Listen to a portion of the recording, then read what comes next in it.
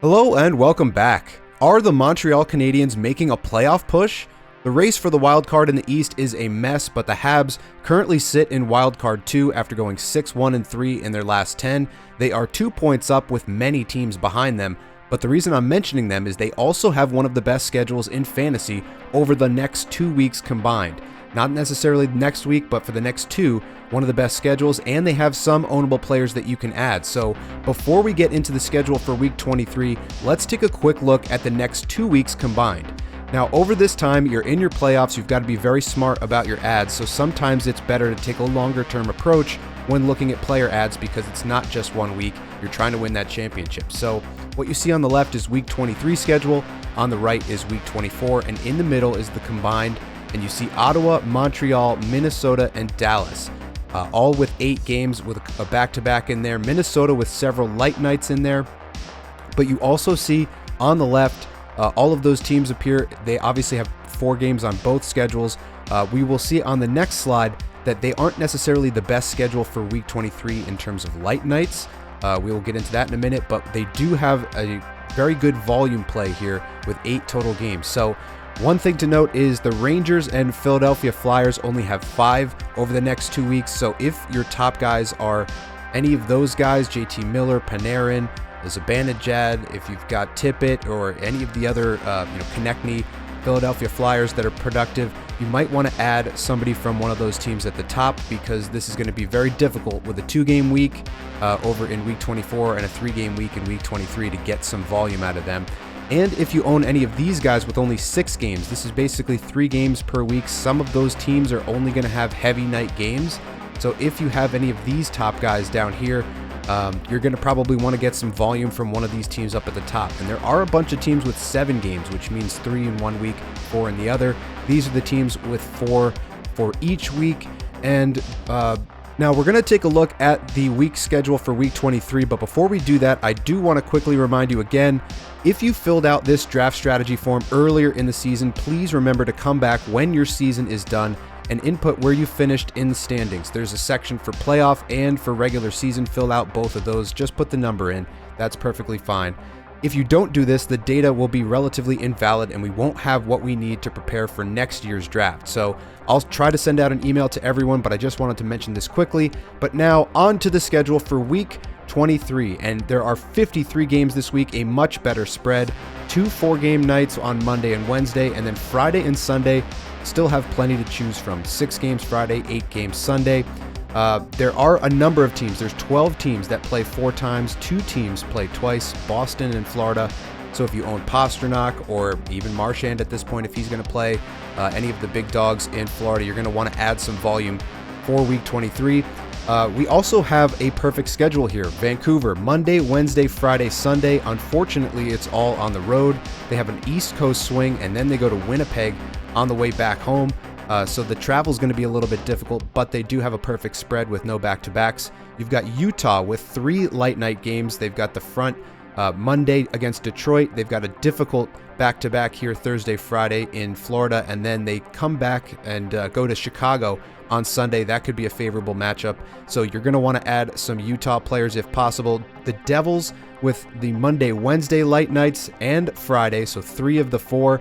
And then they play Saturday. So 3 games on the road. That's unfortunate. However, if you add a Devil, you get the option to drop that player and pick somebody up for Sunday, which sets you up perfectly for a 5-game week just using the 1 ad. So if you want to add those Devils, they are playing relatively well in the absence of Jack Hughes. Some of those guys are hot. You can get some exposure into the top 9. The same could be said for the New York Islanders. They're making a playoff push in their own right. They've got the Monday, Wednesday, and the Sunday, so 3 relatively light nights.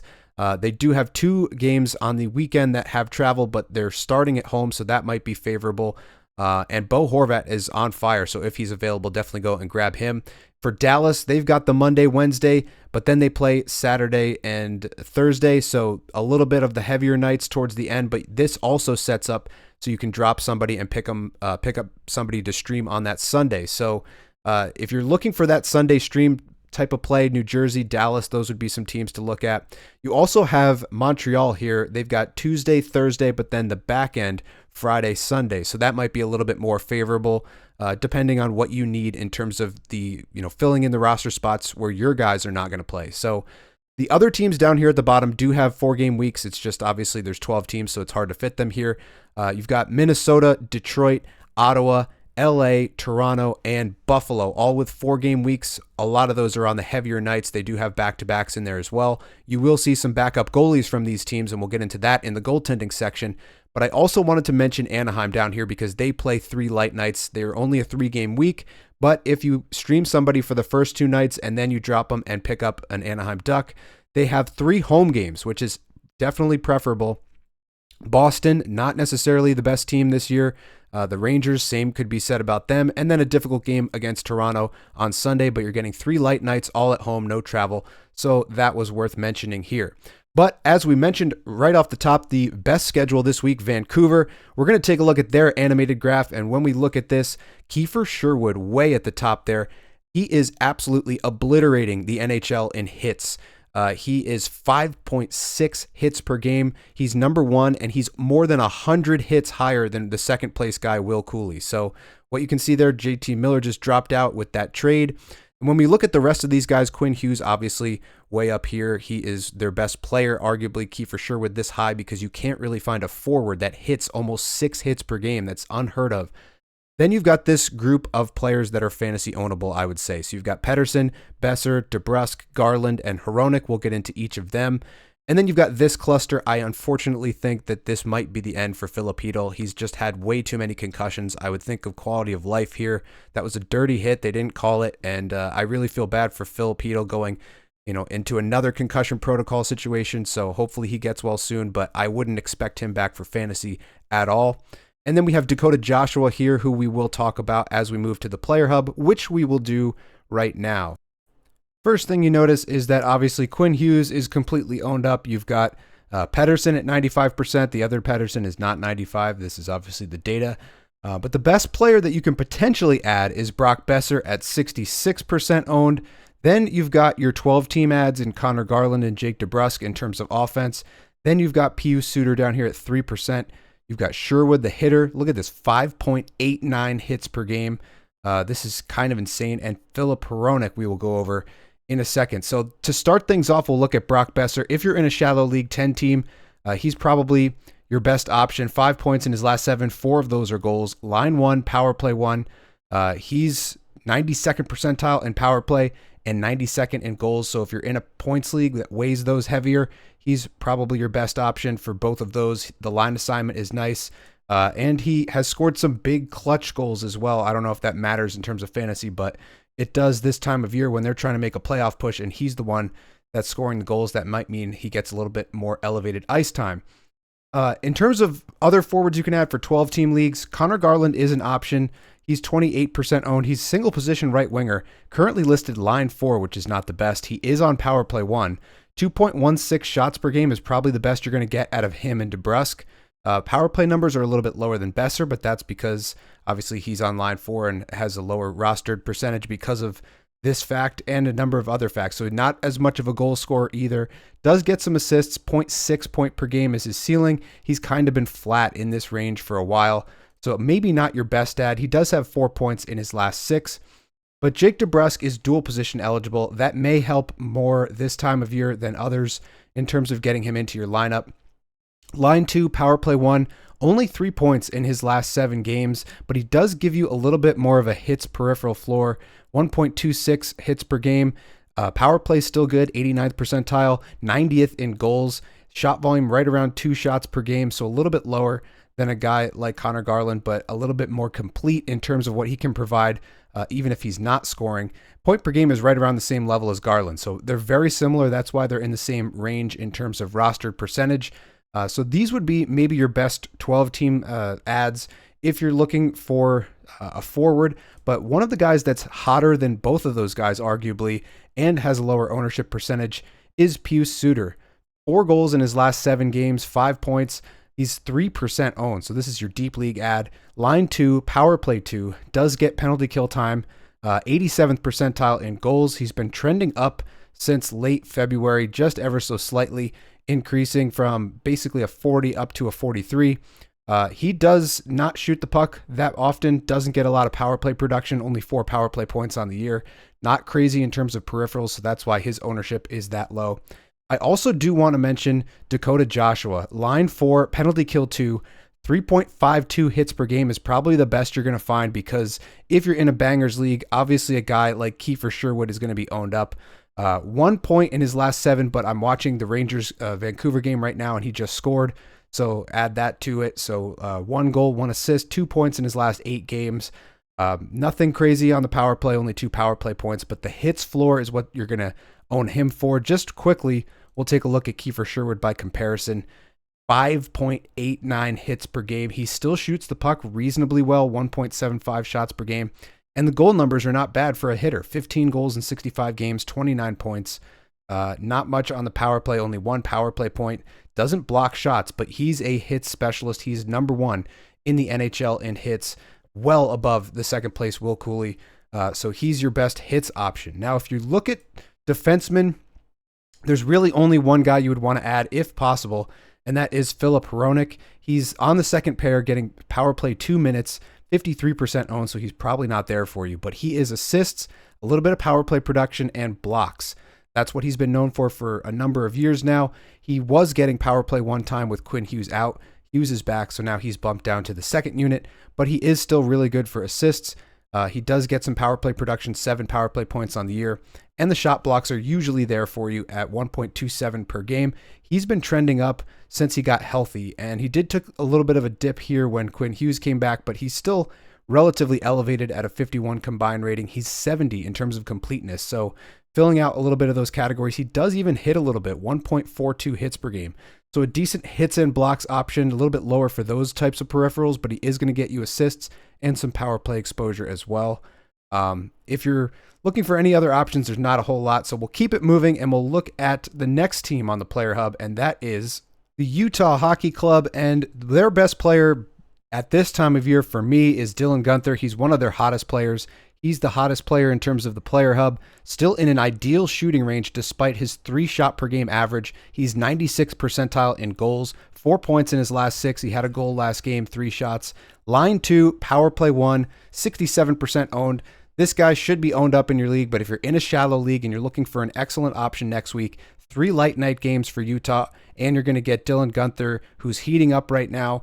49 points in 57 games is really excellent, 0.86 points per game. The shot volume is great. The power play numbers are great. He's getting you power play goals if you're in a points league that weighs those heavier. So definitely one of your best options in general for this upcoming week. I've been holding on to him for a couple of weeks now, and he's been really good.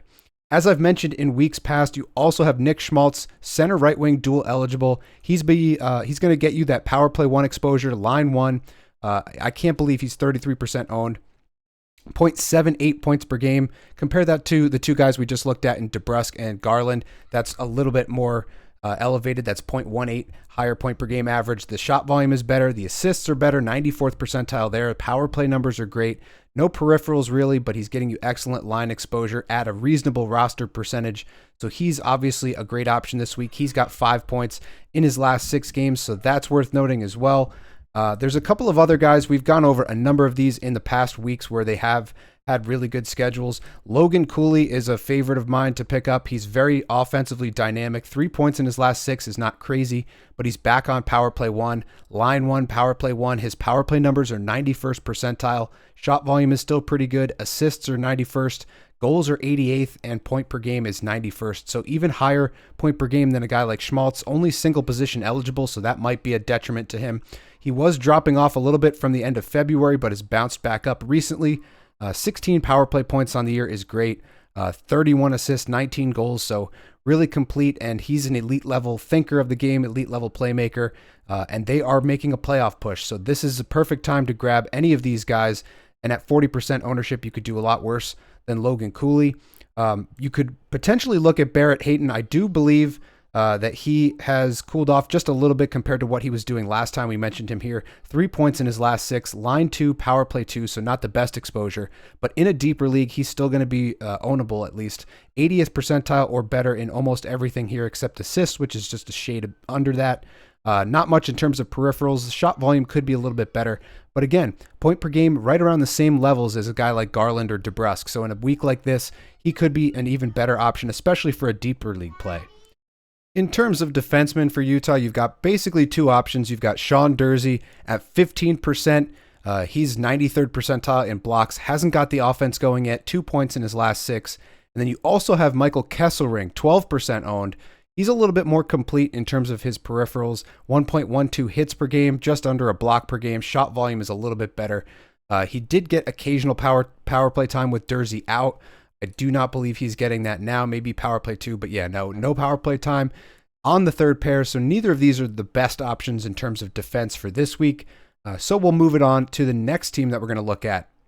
The New Jersey Devils, there's not a lot you can grab in their top power play unit, I would say. Bratt is their hottest player, but he's owned up. Hughes obviously out for the rest of the year. He sure has been hot. He's owned up. You've got Timo Meier playing really well in the absence of Jack Hughes, but he's owned up. Dougie Hamilton is out. So with all of that, you've probably got Stefan Nason here, who does get power play exposure. At 26%, he's relatively complete. You've got Luke Hughes. If for whatever reason he's available, he's their power play quarterback, definitely go out and grab him. In terms of some of these other guys, it's a little bit unorthodox in terms of looking at this and trying to pick the best options. But what I'll go over here, one of the hottest players, if this is a deep league, if you're in a 14-team league or maybe even deeper than that, Eric Holla was a healthy scratch not that long ago, back in the lineup, line 3, penalty kill 2. 1.5 hits per game is nice. 1.63 shots per game is decent. He's got 4 points in his last 5 games, 2 goals, 2 assists. So that's really nice to see. For a deep league ad, you could potentially grab him. He's usually third line center. You also have one of the hottest players from the trade deadline is Cody Glass, which kind of a throw in there, coming over, I believe, from Pittsburgh. He was now listed at line 2, power play 2, only 1% owned. 5 points in his last 6 games, 2 goals, 3 assists. You can see here from the deadline right around this time until now going in a real nice uptrend, 36 to 39 on the combined rating. He's been relatively good for the Devils, and he's getting a little bit of power play time, so that could pay off as well. In a deep league, this is another one of your best options. I mentioned Luke Hughes if you're in a shallow league, D1, power play 1, 89th percentile in terms of assists, 82nd in power play, 10 power play points in 61 games, and he wasn't the power play 1 guy for all of that. So this is obviously the defensive ad if you have it. If you're looking for some other power play exposure, Stefan Nason, line 1, power play 2, relatively complete, 2 hits per game almost, 1.97. Power play numbers are good for a hitter. 85th percentile in terms of shots and 84th in goals, 19 goals in 68 games. Really fine season for Stefan Nason this year. And then in terms of some other ads, I do want to kind of touch on Paul Cotter. I've seen him come up 2 goals in his last 5. He's 5% owned, but the hits volume, 3.16 hits. So you're getting kind of that hitter goal scorer mold, that Kiefer Sherwood, Will Cooley, the kind of Tom Wilson archetype with just hits and goals. Not a ton of shot volume, so that's why his shooting percentage is slightly high, but did want to mention him really quick. In terms of the other D that you would want and peripherals, we could take a look at their D core, but I don't believe that there's anything that's going to jump off the page that is a must-own. You've got Brett Pesce with 2 blocks per game. That's probably worth owning. And then you've got Brendan Dillon with 2.41 hits per game. So if we look at those two, you've got Pesce, 97th percentile for blocks. So if you just need blocks, he would be your ad. If you need hits, it looks like it's Dillon as their number 1 option. He's a good hits and blocks combined option. He's 90th percentile in hits, 2.41, and then 83rd in blocks, 1.37 blocks per game, but he's on the third pair. That penalty kill 1 is going to help him get those shot blocks, though, so that's worth mentioning as well. We're not going to spend too much time on the Devils. They do have this nice 4-game week. You also could look at Casey. I'll throw him in. I don't know if he's going to be in the lineup. I don't see him in the lineup, but whenever he's in, he's really good in terms of a goal per game pace. And then he does get power play time. Also worth mentioning Nemec, 2 points in his last 4, getting some power play time and a couple of shot blocks, but nothing crazy. And I wouldn't necessarily see him as a must own in fantasy. With the New York Islanders, there's usually not a lot there because they don't score, but they're in a playoff race right now. They're only 2 points out of the wild card spot. They're playing some decent hockey, and nobody on their team is that owned up except for Noah Dobson down here at 94%. Everybody else is really ownable, and your best bet this week, if you're in a shallow league, is Bo Horvat. He has been on fire. He's been getting a ton of shot volume, 3.06 shots per game, 97th percentile there. Goal scoring has never been a problem for him. He's a goal scorer with a lot of shot volume, 91st percentile in goals, 23 on the year. Line 1, power play 1, everything that you would want. He does get some hits as well, 1.4 hits per game. And he's got 4 points in his last 7, including 3 goals. So if you're in a league with power play goals, he's maybe going to get you some of those because of that power play exposure, his shooting volume, and his goal scoring prowess. But yeah, I had him for a little bit of a stretch last week. He was putting up a ton of shots. He scored a goal, scored another goal last game. He's been really productive offensively. Another development from the Islanders is I don't believe they're using Dobson on power play 1 anymore. It's Tony DeAngelo time. He's got 6 points in his last 7 games, one of the most prolific scorers for the Islanders in that stretch. D1, power play 1, 90th percentile in assists, 80th in shot volume, 1.95 per game. Power play numbers are not great, 2 power play points in 21 games, but he is currently power play 1, so that could increase. And then 85th percentile in terms of blocks. He's been trending up for about 2 weeks now. So this has been going on basically this whole stretch. He's probably one of the lowest ownership percentage power play 1 guys that you can get. Obviously, this is not the best power play in the league, but you're getting a PP1 quarterback at 12% ownership who's really hot heading into a 4-game week, so you could do a lot worse than that. Now, in terms of other offensive ads, the one guy that's been almost as hot as Tony DeAngelo, John Gabriel Pageau, 6 points in 7 games. 5 of those are assists. You can see the hits volume, 2 hits per game. The assist production, 81st percentile, a little bit over half a point per game. Line 2, power play 2, penalty kill 1. He wins a ton of draws, so if you're in a face-off league, he's going to be even more valuable. Only 14% owned. So red hot. He's been elevated in the lineup because Barzal's been out so much this year. They've got, I believe, Horvat playing center, and then they've got Pageau playing second line center. So tons of minutes going his way. You could do worse than this, especially in a deep league. If you're in a 12-teamer, this is probably your best pickup offensively from the Islanders if you can't get Bo Horvat. I also do want to mention Simone Holmstrom. He's even lower ownership, but line 1, power play 1, PK 1. So 1% owned. Red hot in terms of his production, 5 points over the last 7, 3 goals, 2 assists. He does score a little bit on the power play as he is power play 1. He had a nice power play goal the other night. Extremely high shooting percentage is because he doesn't shoot the puck that much, 1.28 shots per game, but he is scoring goals, 17 goals on the season in 61 games. So this is your very, very deep league ad, but to get a guy on power play 1 on any team at 1%, and he is relatively hot, that is relatively rare. So to find a guy like Holmstrom, I believe he's a single position right wing. If he's dual eligible, then that would make him even more valuable in a week like this. But in terms of defensive stuff that you can find, usually you're going to look for peripherals. I did mention Tony D, so you can get that power play 1 quarterback. But if you're just looking for peripherals, they do have a couple of excellent options. We'll start by looking at Pulak, just because he's, in terms of points, right there. I think he's tied actually there with Romanov, but the blocks are elite level, 98th percentile, 2.2 blocks per game, 1.26 hits per game. So a nice hits and blocks option as we pull up his line assignment. He is on the 3rd pair, power play 2, and penalty kill 1. So that's going to help for blocks, but he's not going to rack up the minutes the way that he used to when he was on the top pair. Now, my thought for the best option in terms of peripherals is Romanov, a little bit more of a complete hits and blocks option, 100th percentile in blocks, 2.65 puts him at the top of the league.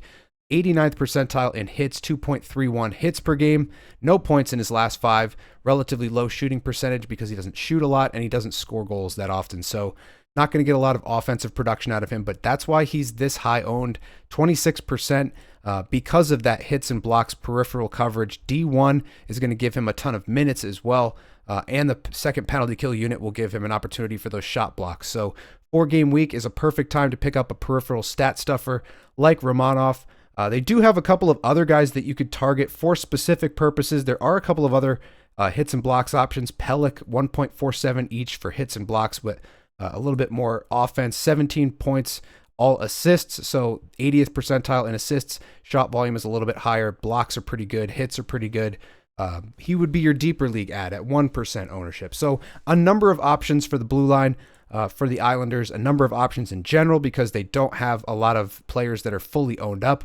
So that's why we're mentioning a number of them here. Now let's keep it moving with the next team. The Dallas Stars, they are a bit unusual for fantasy in the sense that they are very deep. They get a lot of depth scoring. They get balance across their top 9, but a lot of those guys are owned up. Rantanen, Duchesne, Robertson, Johnston, Granlund at 61%, Hintz at 83%, Ben even at 55%. Harley's owned up. He's the power play 1 guy. So your best bet this week is Marchment. You maybe have Dadonov there in a deep league. He's got 3 assists in his last 6.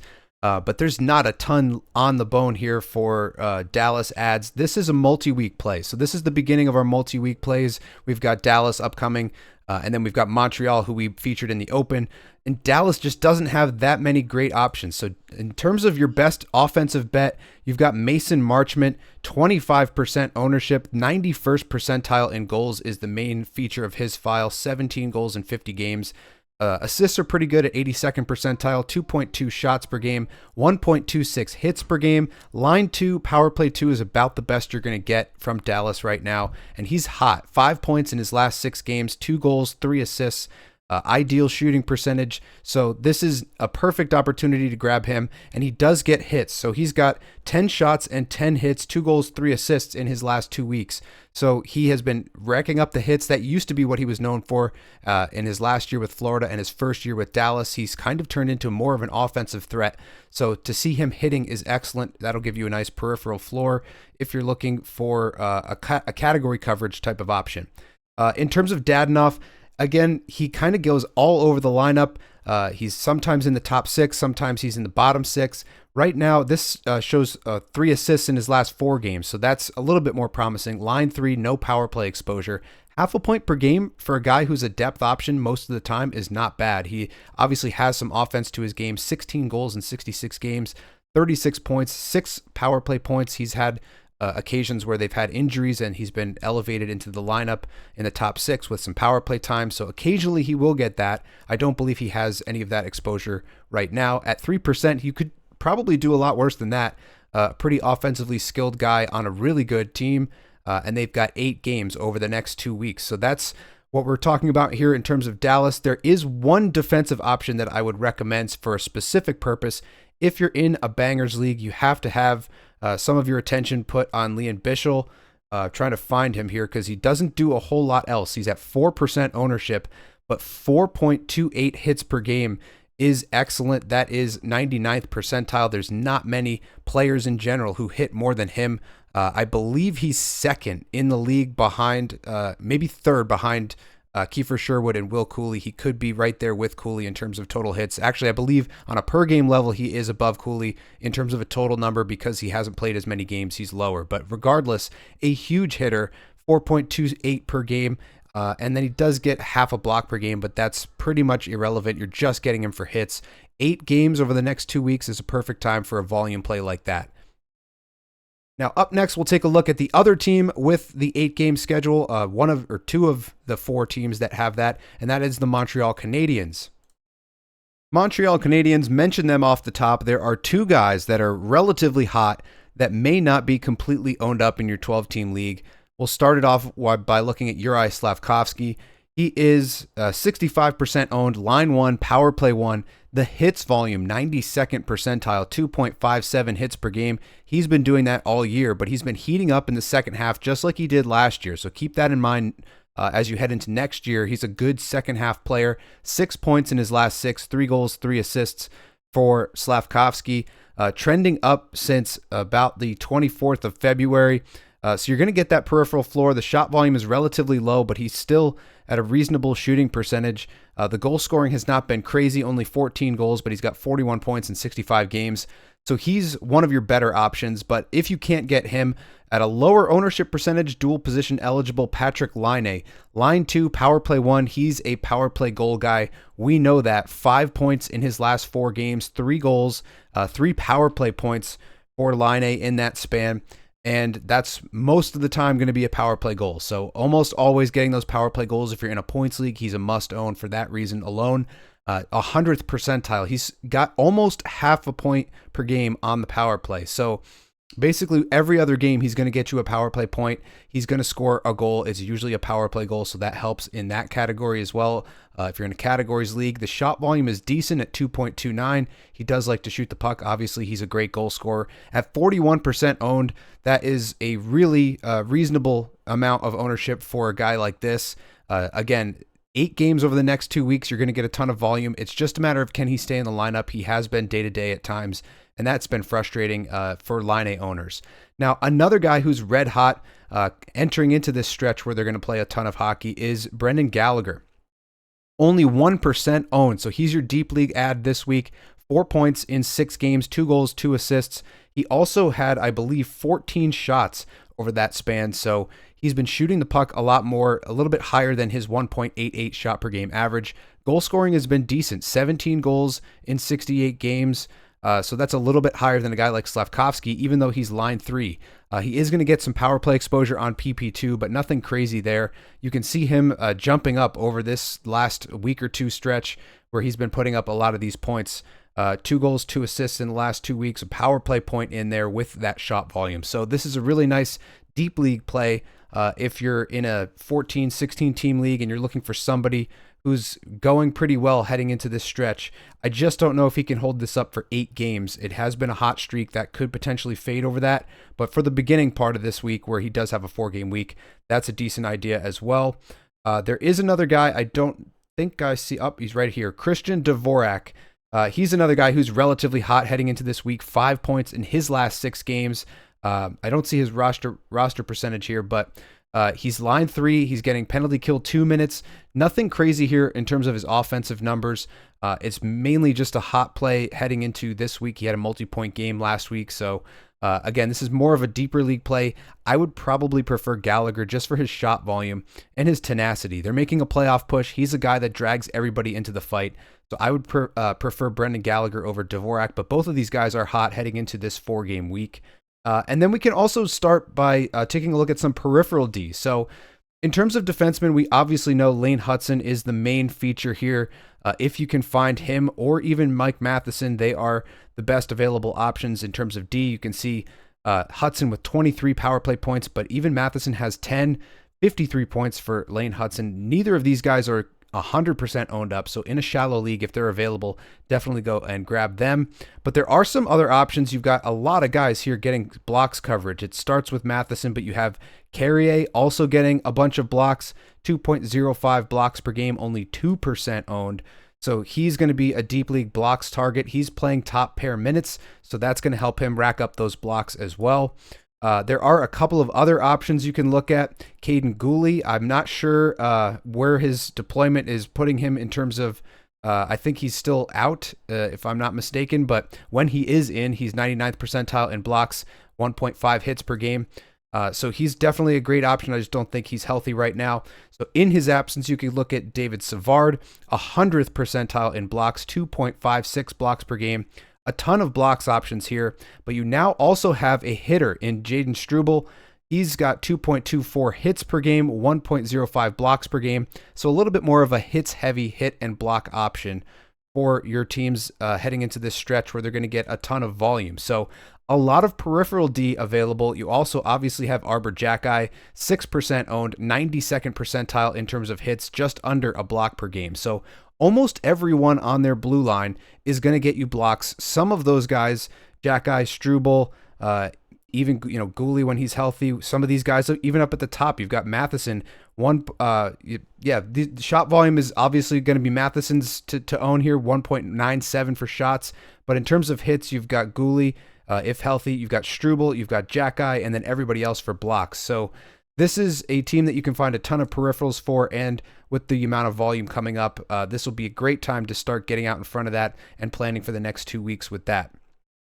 Up next, we're going to take a look at the Ottawa Senators. Have a ton of really important games coming up. They're in the first wild card spot. They're playing a bunch of teams that are chasing them for wild card playoff positioning. Detroit, Columbus, Pittsburgh, even probably not Buffalo, but they're playing a little bit better lately, so they're potentially a tough opponent here on the road. And then you've also got a ton of options from Ottawa off the waiver wire. You obviously know Stützle is their number one player. Tkachuk obviously is the most complete player in fantasy. There's Sanderson obviously owned up. But if for whatever reason Drake Batherson is available, go out and pick him up. 79% owned, but he is really hot coming into this stretch of games where they've got 8 games over the next 2 weeks. 6 points, 3 goals, 3 assists in his last 7 games. He's line 2, power play 1. The power play numbers are excellent, 97th percentile, 93rd in assists, really strong across the board and everything else, and a nice hits floor at 1.69 hits per game.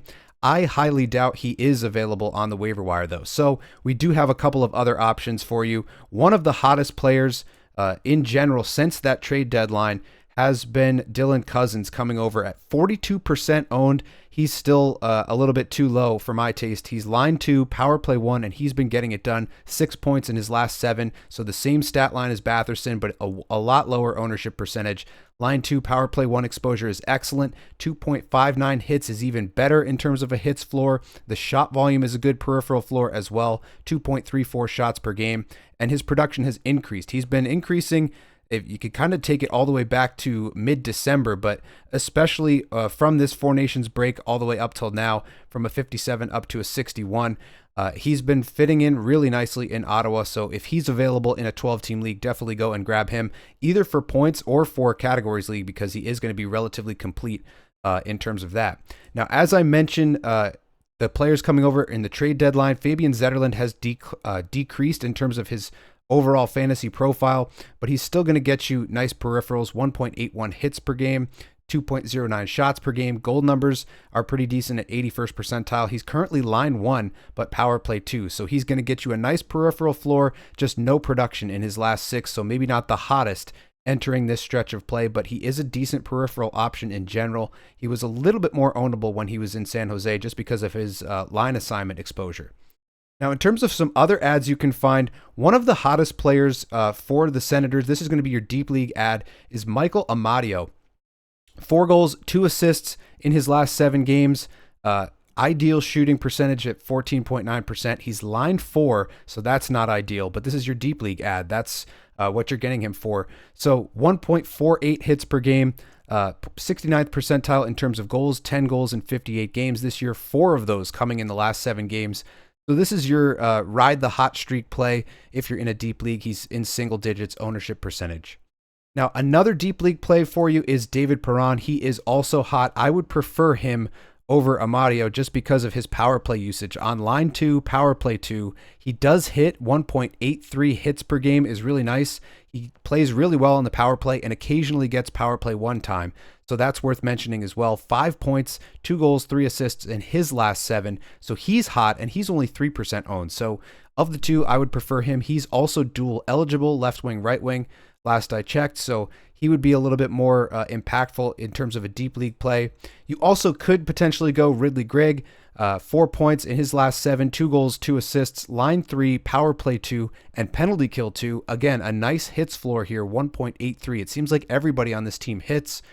Shot volume is a little bit lower, and so are the offensive numbers for these guys. So in terms of the guys that you would want to own, that's pretty much all offense. There's not a ton of defensemen that are going to be available, that are going to be impactful in fantasy. Obviously, Sanderson and Shabbat are owned up. You do have Zub here, who could potentially be an option, 2% owned, 98th percentile in terms of blocks. So he would be one of your better options in terms of peripherals, but any of these other guys, you could probably find better peripherals options, even from a team like Montreal, just them, let alone all the other teams that play 4 games this week and potentially 8 games over the next 2. But a ton of different offensive options for Ottawa, and we'll take a look at the other team, the last team with the 8-game setup over the next 2 weeks, and that would be the Minnesota Wild.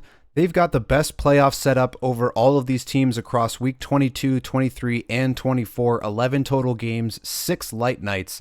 And you can see here at the bottom, it's front-loaded 3 and 4, but 3 home games. So they're all the heavier nights, but they do have home games. The only problem here is all of these are really good opponents. Dallas, Vegas, Washington, and New Jersey. So not the easiest week for the Minnesota Wild. That's why I didn't feature them on the main part of the video.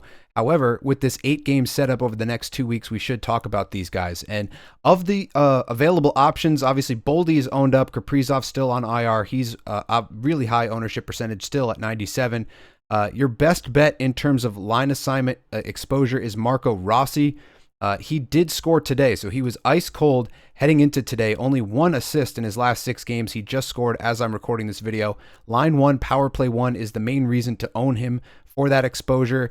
He's going to get you, I think he's playing with Zuccarello. I don't know who they have on the left side of that line, but still a pretty offensively prolific line. Zuccarello can make plays, so at 36%, you could do worse than Rossi.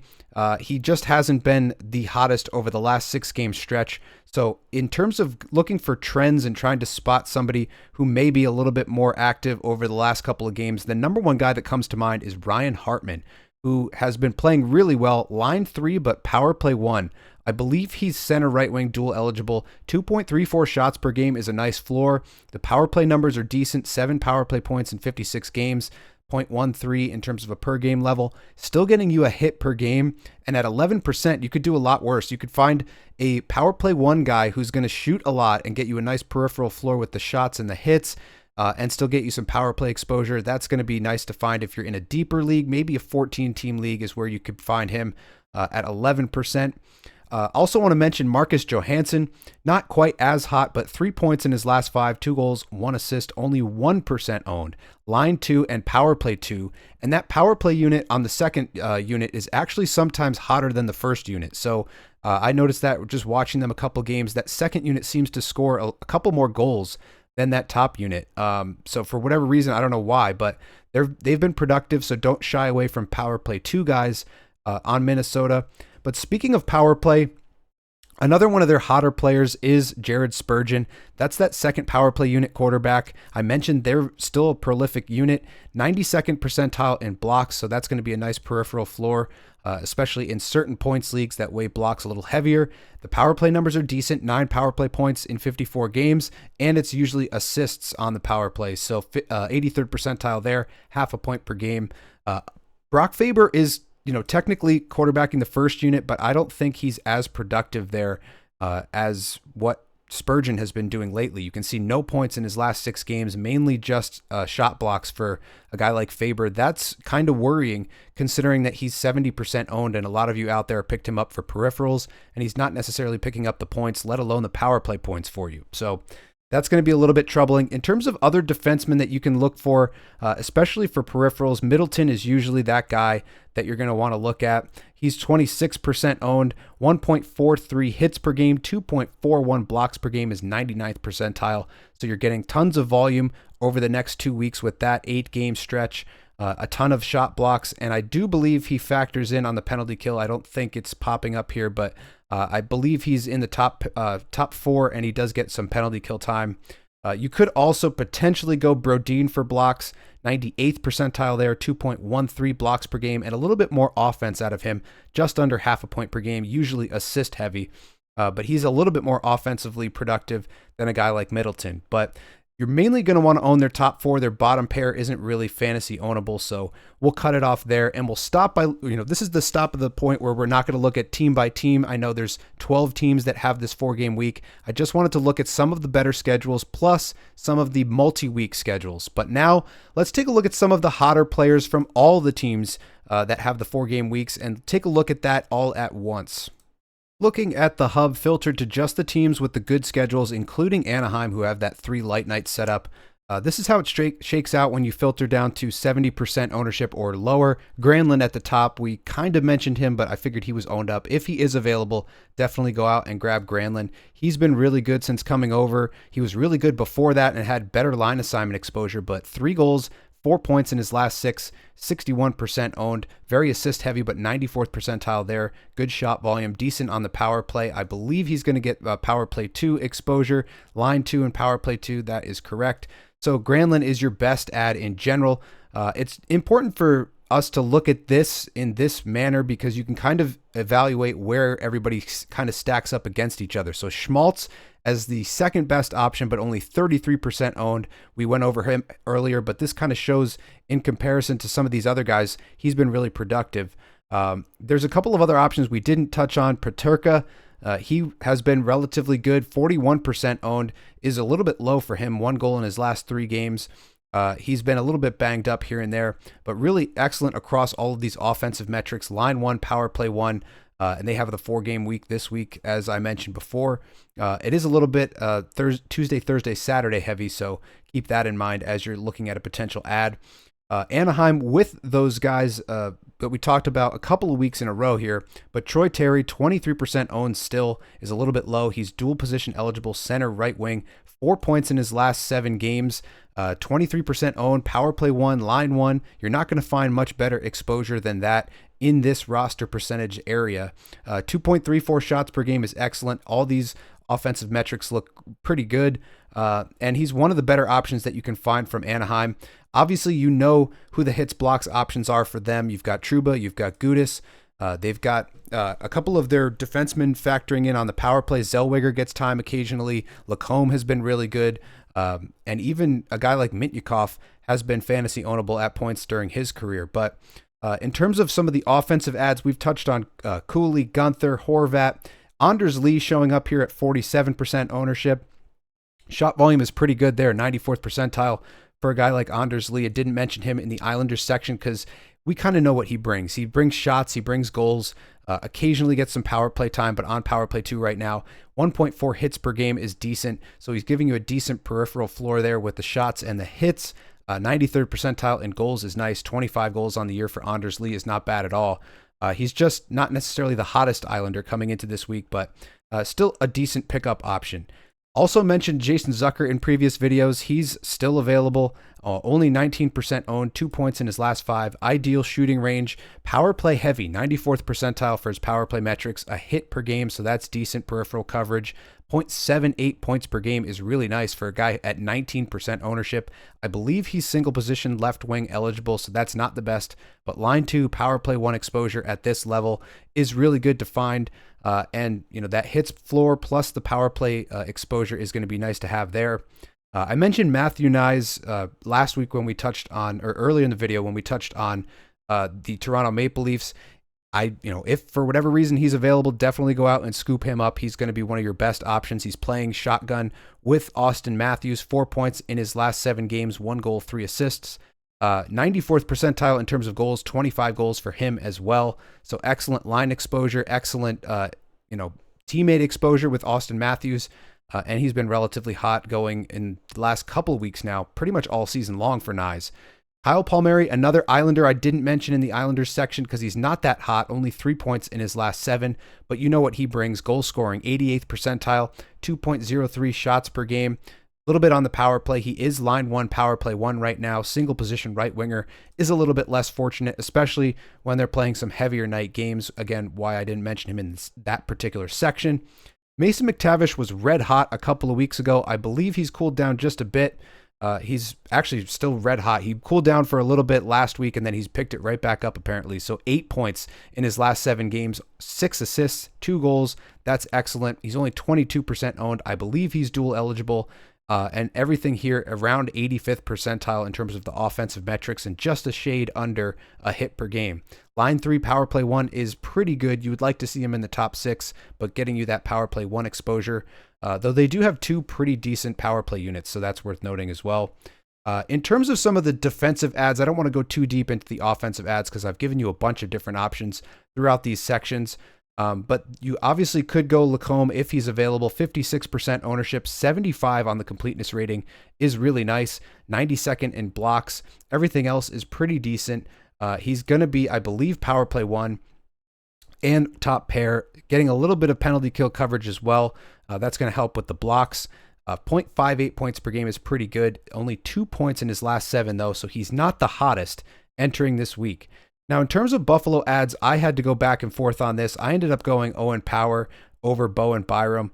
And Power hasn't really been doing a ton the last 2 games, but 83rd percentile in terms of blocks, 82nd in assists for a guy like Bowen Byram. The shot volume was just too low for me, not a lot of power play exposure. That's why I went Owen Power. He gets a little bit more of the things that you need. 88th in blocks, 87th in assists, a little bit higher shot volume, and a little bit better on the power play, half a point per game.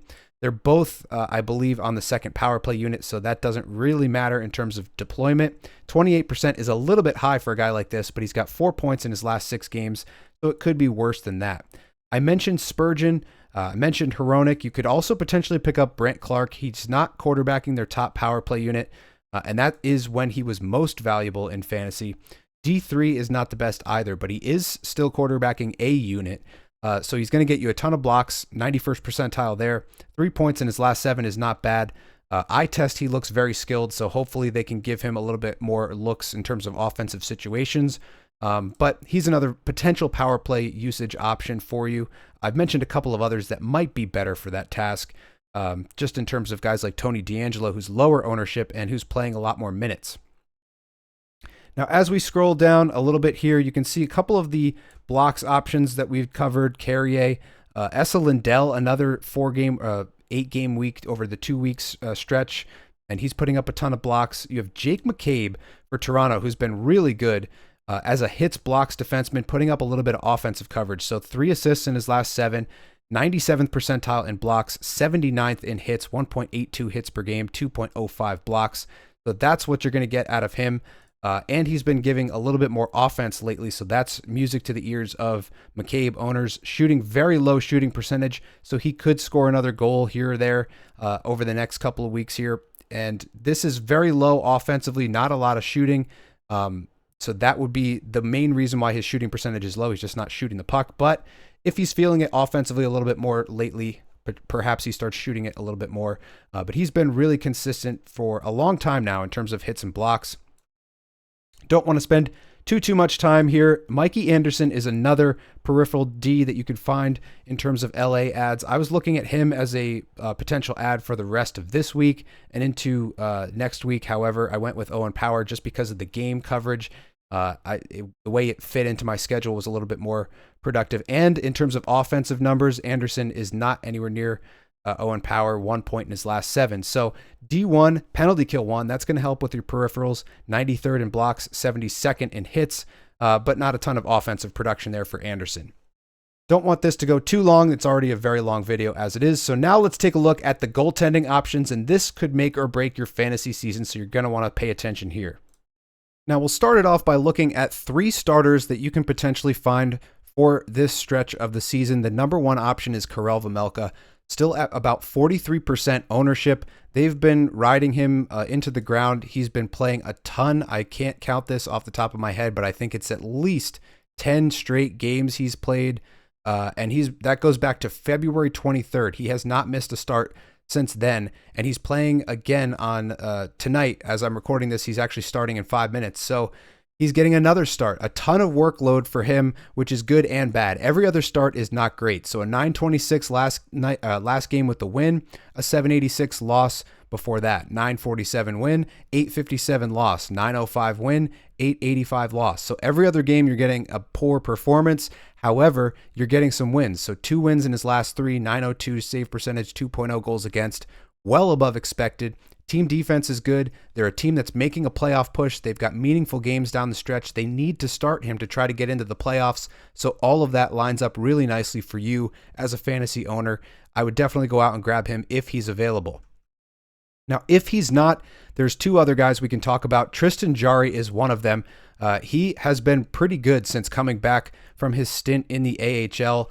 Jarry got 4 consecutive starts pretty much since right after they called him up, and he played excellent in the first couple ones. His save percentage did start to slip just a little bit over that span, but he's been playing pretty well. They've got 3 games next week and no back-to-back, so that's worth mentioning. Hopefully they go to him for all 3. They did go to Nedeljkovic on Friday against Columbus, and Nedeljkovic got the win. So in terms of the season-long picture, it's not very good for Tristan Jarry. That's why he's been up and down, but a 906, 1 win in his last 2, and he did start 4 consecutive games before the last one, so he has been getting a bunch of volume.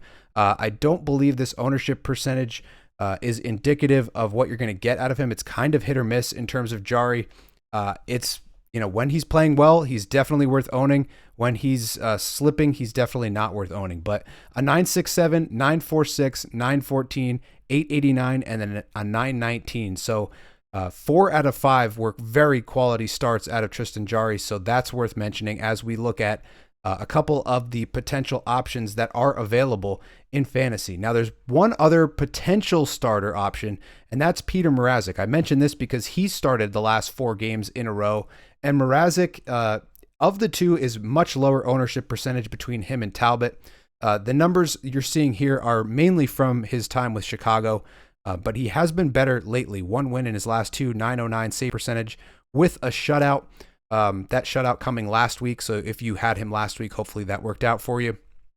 Now they have a Monday, Tuesday back-to-back, Monday against Utah, Tuesday against Colorado.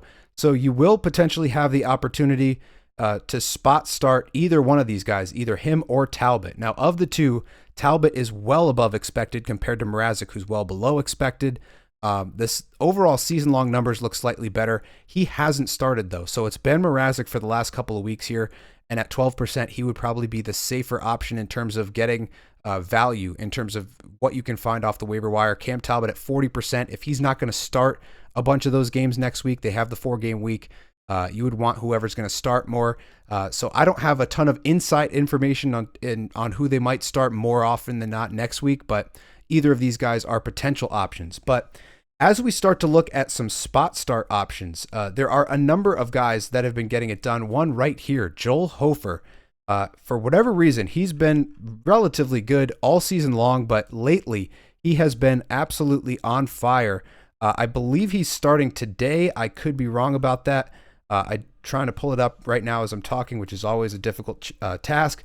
But Hofer and Binnington have been giving the Blues really good goaltending all season long. Yes, Hofer is in right now.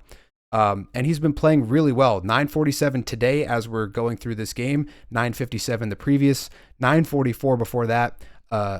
Technically 2 saves on 2 shots in a relief appearance in Pittsburgh, and then 913 before that. So basically 4 consecutive really good performances for Joel Hofer at 9% ownership.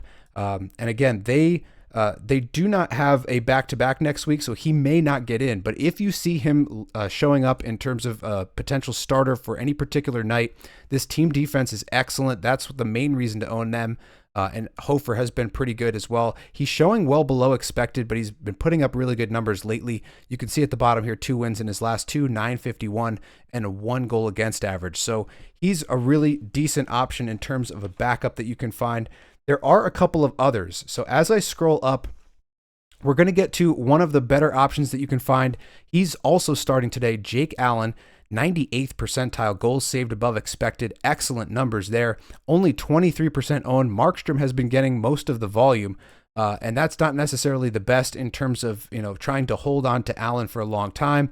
However, Jake Allen has been playing some really good hockey, so this is a play that has been going back for a little bit longer. You see the 1 win in 1 game, 978 save percentage.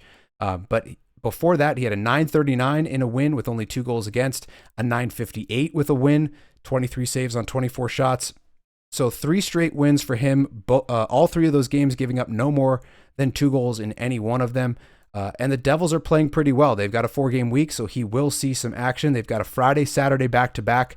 Friday against Winnipeg and Saturday against Minnesota. So this is an interesting option for you later in the week. Friday, Saturday could be a perfect time to spot start a goaltender and get a quality start out of it. So that's why I'm mentioning him here. There are a couple of other options, and one I've talked about previously, and I have to, again, do this on the fly, which is painful. But looking at, here it is. I saw his name pop up. Casey DeSmith. 947 in his last appearance, 1 game played, no wins, but he has been playing really well in relief all season long. Dallas is obviously a pretty good defensive team, 59th percentile there, 80th percentile goals saved above expected, excellent season-long save percentage and goals against, 12 wins in 21 games for DeSmith. 11% owned is criminally low, but he doesn't get the volume. Obviously, only 45th percentile in terms of start volume, so that's why he's so low. But whenever he's in, he's playing really, really well. A 947 last game, although he didn't get the win. A 957 the game before that, and an 893 with a win before that. 939 and then an 889, 2 consecutive wins there. He's won pretty much every game except for the last game against Tampa Bay, and that goes all the way back to early January. So he will almost more than likely get you the win if he's in, and he does have a back-to-back next week. Wednesday against Edmonton, Thursday against Calgary, so he will be in the net for one of those two games, whichever one he's in. Probably go out and grab him. I would hope that maybe they would use him against Edmonton without McDavid and without Draisaitl. That would be the better opportunity than a team like Calgary, who's hungry for a playoff spot and playing really good hockey right now. So if McDavid and Draisaitl are both out and DeSmith is going to get that game, that's a perfect spot start for your team. Now, while we're here, we got to talk about Scott Wedgwood. He's also been incredibly good in relief. They did have, for whatever reason, Blackwood is not necessarily known for staying healthy. So this could be a little bit of a longer term hold. You can see Scott Wedgwood has played 4 out of the last 6 games. He's got 4 consecutive wins, a shutout, a 917, an 864, and a 938. In those 4 games, he's been excellent. The team defense is excellent, 94th percentile in terms of expected goals against per game for the Colorado Avalanche. You can see him trending up for quite a while now. This goes all the way back to mid-February. He's one of your best options in terms of backups because he's going to put up a quality start for you, and you never know if Blackwood is going to stay healthy or not. So this is an excellent opportunity for you if you're looking for that. Another guy that we could potentially talk about, I mentioned Edmonton, Calvin Pickard. You saw Stuart Skinner go down with the concussion protocol. I think he just got yanked. He should be healthy. He should be ready to go. But with that, Calvin Pickard has been pretty good, and their team defense is excellent, 88th percentile. You can see here a 941 over his last 2-week stretch here, 1 win in his last 2. He's not going tonight, so Skinner's back in tonight, but he's got 2 wins in his last 3, a 960, a 967, and then he gave up 1 goal on 4 shots in relief, and that was the overtime winner. So you can't really fault him on that in the 3-on-3. So he's been really good when they've called upon him, and I do believe they have a back-to-back Wednesday, Thursday against Dallas and Seattle. Hopefully he gets that game against Seattle. That would be the better spot start option there. But he's been relatively complete in terms of what he can provide for you in relief. There's a couple of other options that we could talk about. I want to mention Forsberg. Anton Forsberg is going to get into at least 1 game this week. They've got the Saturday, Sunday back-to-back. Saturday at home against Columbus and Sunday at Pittsburgh. So both teams are trying to make a playoff push. So too is the Ottawa Senators. They're going to need a quality start out of Forsberg. They're going to have to insulate him pretty well. He is slightly above expected. Everything else is kind of mid. He doesn't get a ton of volume, but he did put up a nice start here, 947 in his last appearance. So this is probably one of the best options for you in terms of a spot start in the middle of the week. We've mentioned Pickard. We've mentioned a couple of other guys. There's one other guy that we could talk about, and this is kind of back to that theme that we've talked about all video long with this multi-week play. Jakub Dobeš, he's going to have a back-to-back as well. Thursday against Philly and Friday against Carolina. You would hope he gets that Philly game, and that would be the better of the 2 starts for him to see. He's been pretty decent at times this season. And again, they have the 8-game stretch, so there's going to be a back-to-back again next week. So if you're looking for a backup, 9% owned, you could maybe do a little bit better in terms of at 11%, you're getting DeSmith, and they're more than likely going to have a back-to-back again in the next week as well. But Dobeš is a nice backup option here. 907 on the season, 6 wins in 12 games, 2.7 goals against, and he is above expected. So that's going to do it for this video. Hopefully you got something good out of it. Hopefully you guys are crushing your matchups, and hopefully you make it on to the next round of your playoffs. If you did, leave me a comment below. I need all the help I can get. I don't know if I'm going to be living to fight another day after Sunday night. So hopefully I get some things to bounce my way. Hope you do as well. Thank you all for watching, and as always, I'll see you in the next one.